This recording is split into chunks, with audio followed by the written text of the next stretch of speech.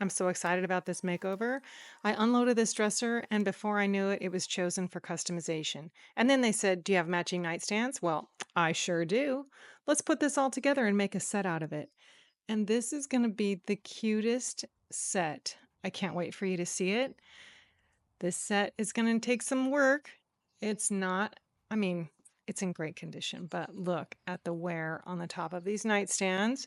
But the curves and the top of the drawer on this dresser that matches the curves on the nightstands, I couldn't have put a better set together if I had tried. Well, I did kind of try, but the client made it easy because she knew what she wanted. But there's some work to do. Those drawers are coming apart. There's lots of failing finish on the tops of these nightstands, but overall, I am so excited to put this set together. I can't wait to get this done. So I'm diving right in. First thing I need to do is get the hardware off.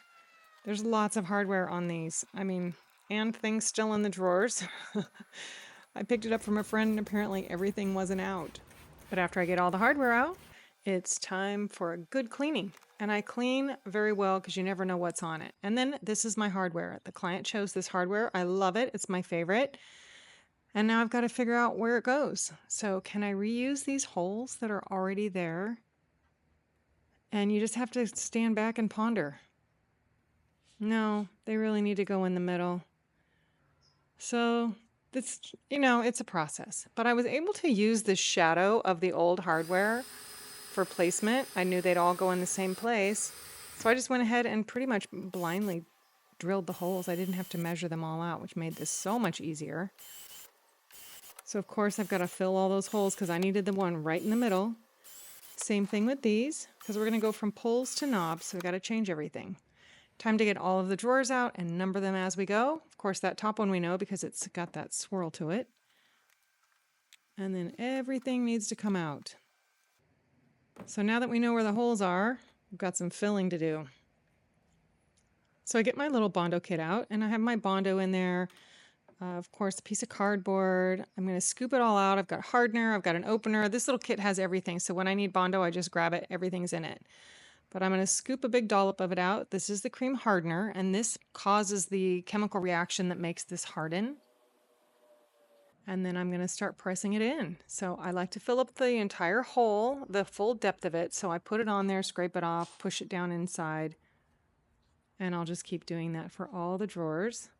Of course, I've got to now fill 20 holes just on the dresser alone. And there's a couple of drawers on the nightstands I was able to keep those holes because they already had knobs.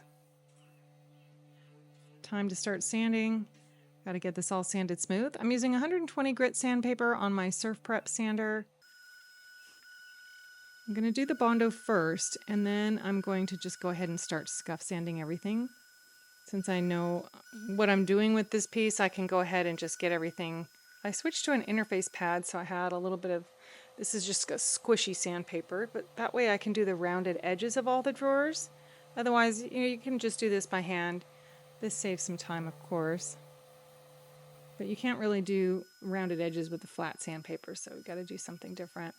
I got all the drawers all scuff sanded. Now it's time to address the tops of these nightstands. Again, they're in rough shape. We've got some water damage on them. That finish is failing in some areas, so I'm having to spend a little extra time sanding away. I'm not going to take it all the way down to bare wood, just because I think that I can fill those areas in. It's not coming off, like I'm not worried about adhesion of my paint. So you'll see later I'm going to treat the top of that and make it all smooth. I'm just going to keep scuff sanding everything. The top of the dresser also has an area with some damage on it right there in the back, so just spending some extra time getting that sanded down. The dresser is pretty simple to sand because even all the edges of the top are flat. So now I'm going to get this laid down. I like to lay it down on top of the dolly so I can continue to roll it around. And the front of this trim piece is bowed. So I've got wood glue in a syringe, and I'm taking it and squirting it in there because I need to glue that back down. Get plenty of glue in there and then clamp it. And now that I have that back down where it's supposed to go, I'm not going to rely completely on the glue because I don't want it to, at some point pop back off. So even though I've got it clamped and it's secure right now and the glue's going to do a good job holding it, I want to make sure that it doesn't come apart. So I grab my brad nailer and I'm not just going to put these going in straight. You can see I'm doing them at an angle. They just hold better that way with something like this, because otherwise the nails might just slide in and out if you just go straight down. I did them at an angle.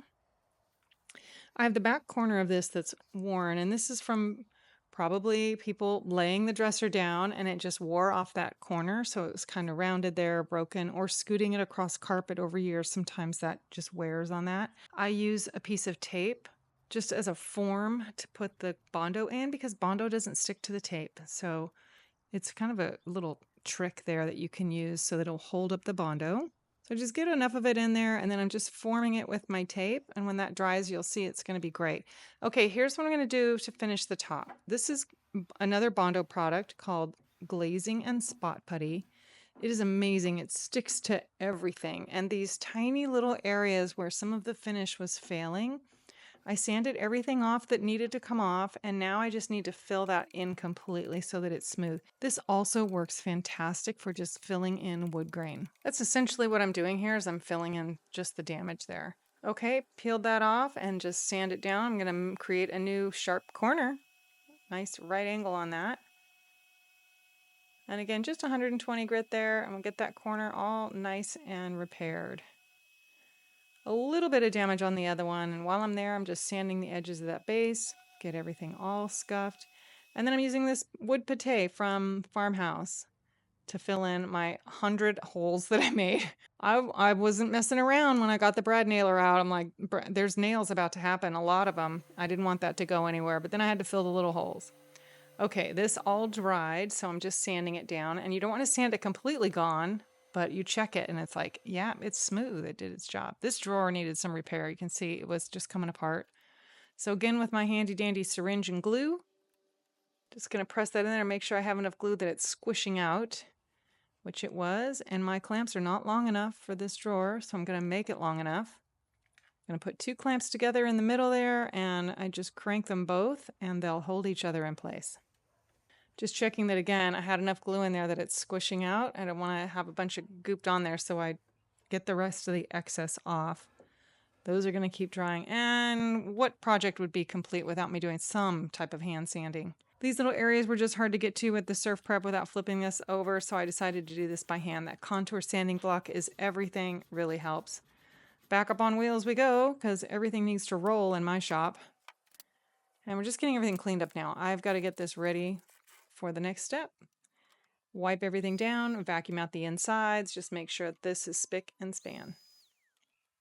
Into the tent we go. Transformation's about to begin. This is primer. I'm using Stix primer. I do get it tinted. It's tinted gray. I do this at the paint store. They tint it for me. The white is great too. If that's all you can get, then white is great. I just enjoy the gray. And a nice coat of primer. I'm really overlapping my layers there by 50%.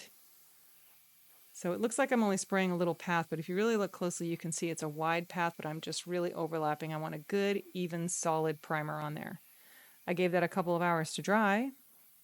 I'm going back in with these sanding pads. They're squishy sanding pads for all the curves and everything. I just like to use this style. And this is a 400 grit. Mine are old. They're probably 600 grit by now. So you can use them for a long time because it doesn't take much. And here's the color. I just adore this color. So this is a custom blush color that I made a while back for another piece that I did, and I'm so happy it got chosen again to customize these. They're for a little girl, but this color takes you from little girl all the way through big girl. Oh, I'm so happy about it. It's just the cutest blush. So just getting nice even coat of paint on here. Yes, I'm painting with the drawers in. It's not going to stick. There's no paint behind it at this point. I'm just painting the fronts. And again, nice even coats here, overlapping my layers.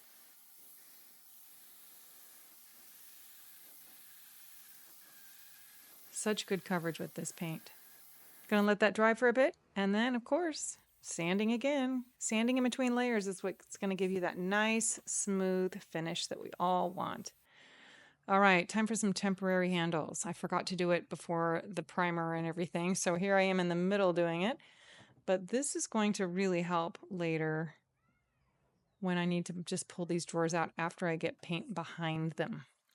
So temporary handles everywhere, a second coat of paint. And just going over it again in the same fashion, just a nice even coat. Using a sprayer on this really is such a game changer, and this certainly could be done with a brush. I have brushed lots of pieces and I used to do it all the time, but going to the sprayer was really a game changer for me. All right, and now that dried, the drawers are coming out because I've got little lips of the drawers that sit against the cabinet. Of course, the drawers are in place, keeping the inside of my cabinets just completely clean, but here's an area where the sprayer can't get to because that's the lip of the drawer. So I just go in between coats, a little touch up there. I'm using a little poly brush. I'll do 2 coats of that and let that dry.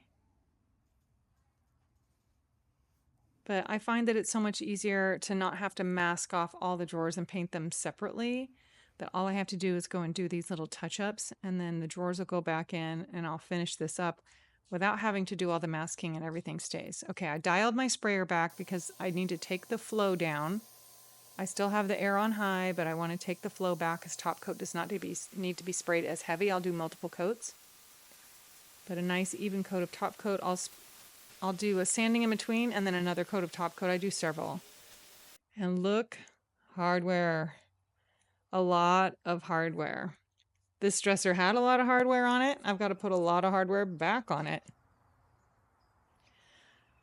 So just dive in. At least the hardware on all pieces is all the same, which makes this so easy. So it's just getting hardware on. A cordless screwdriver certainly helps this process as well. And these cute knobs on the nightstands, I just love them. Okay, time to measure up my drawers. Clean everything real well. That's just a paintbrush. I'm using it as a little broom. So I took the measurements, I wrote everything down, and now I'm going to cut my pieces to the exact measurements of my drawer.